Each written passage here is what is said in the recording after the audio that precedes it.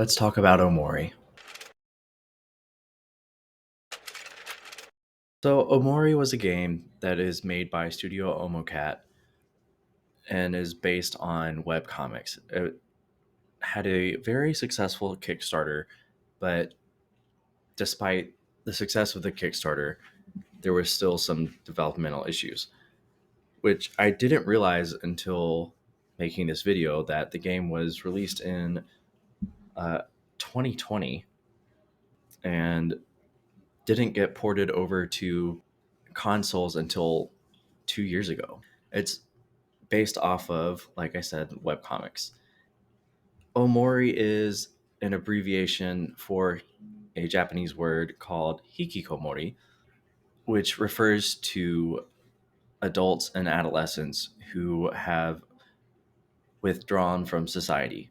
And that could be for a number of reasons, being agoraphobia or um, because of some traumatic event. And eventually we find out why Sunny becomes a shut-in. Uh, Sunny is Omori in for most of the game, and like I said, Omori is short for Hikikomori because that is what Sunny is. And you eventually find out later in the game that he actually hasn't gotten out of his house in 4 years,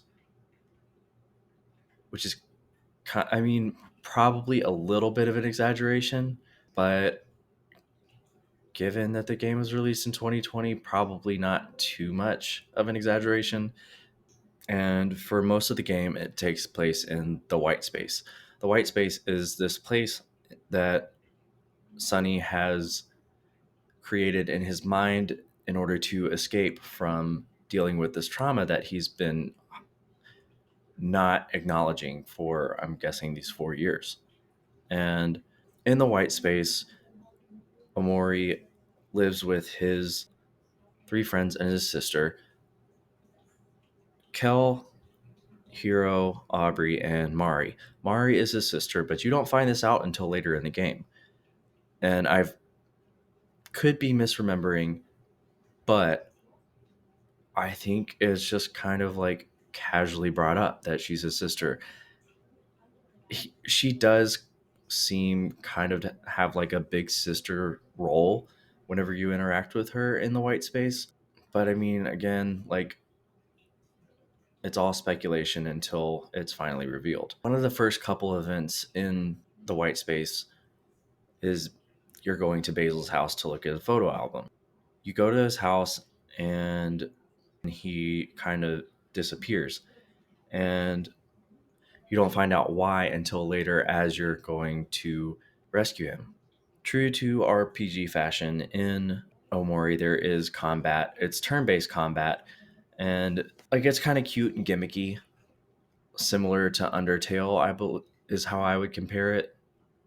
Like if Earthbound and Undertale had a baby, it's kind of like that. That's really all there is to say about that. I wasn't completely enamored with the combat. Always found myself like ready to be done with the fights because I think random encounters kind of annoy me, but that's okay because I was mostly just enraptured in the story. So back to the characters. The characters, Kel is the golden retriever of the group, very energetic, charismatic, doesn't like conflict, wants to resolve it as quickly as possible, except for some reason, whenever it comes to Aubrey. Those two just really butt heads. I don't know, I can't like place Aubrey in a box. Like, I don't know how to categorize her as a character. Then there's Hero, who is kind of like the big brother of the group, who also you kind of discover had like a romantic interest in Mari. Basil is Sunny's best friend, who is the one that you try to go find throughout the game. And it's through your search for him that you're discovering who Mari is, why you're in the white space to begin with and why Omori has become a shut in. And as you're kind of adventuring through this world, you come across some interesting bosses and side characters like Space Boyfriend or Sweetheart. Another one that I really liked, who is actually a very minor character, is Pluto. The music in that boss fight fucking slaps. As you're going through the world and looking for Basil, you come to find out Mari is dead.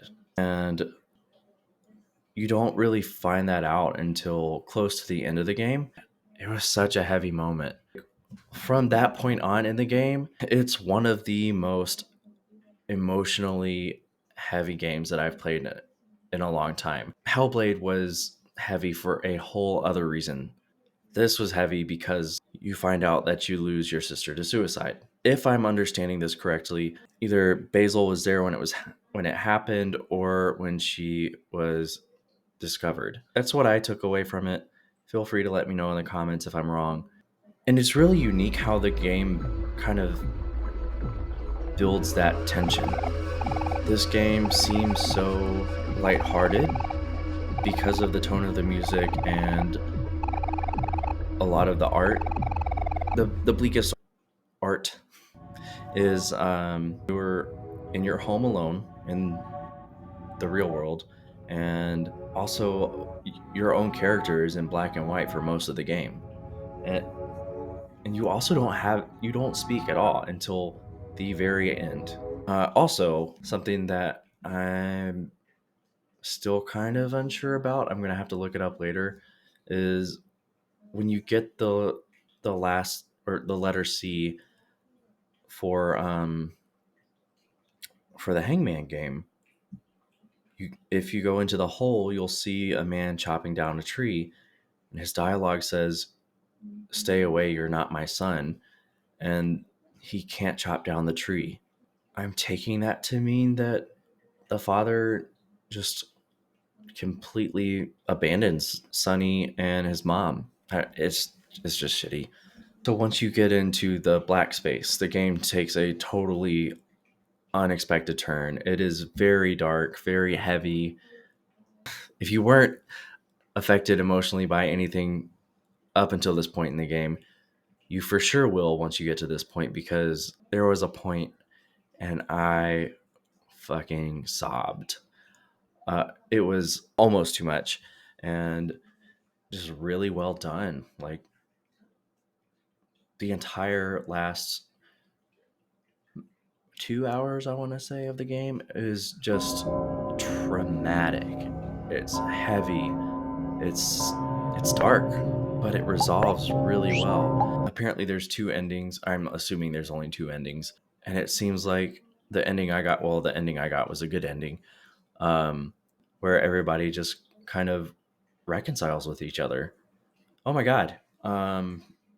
Okay, I have to back up a little bit because I just remembered the final boss fight is, well, it starts with you fighting Basil because I'm guessing he was there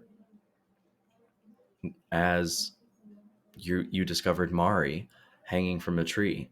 And he loved Mari just as much as the whole group did. Maybe it's a little different for Sunny because it's his sister. Duh. Like then you're fighting yourself. And oh my god, the self talk in that fight. It's literally self talk because you're talking to yourself. It's so well portrayed. I can't speak to that specific situation, but I mean, those are thoughts that I've definitely dealt with on my own, and it's just like seeing that on the screen. It hit so hard. I love this game. It's so beautiful, and I don't know why I like games like this, but I think it resolved really well.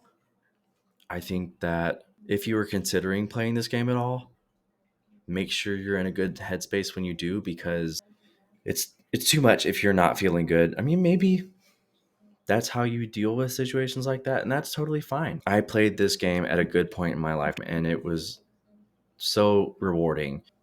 But if themes of suicide or agoraphobia or panic attacks are too triggering for you, this may not be a game for you. However, if those things aren't triggers for you, pick up this fucking game because oh my god, dude, it is so good. It has such a fun bunch of characters and it builds so well. I really have a hard time saying that I recommend it because I loved it and I do think other people should play it, but it's tough to recommend because of how dark it gets. But I think I'm going to wrap it up here because I'm going to get a little ranty if I go any further. I hope you've all enjoyed this video. If you have anything that I missed or maybe got wrong, let me know in the comments.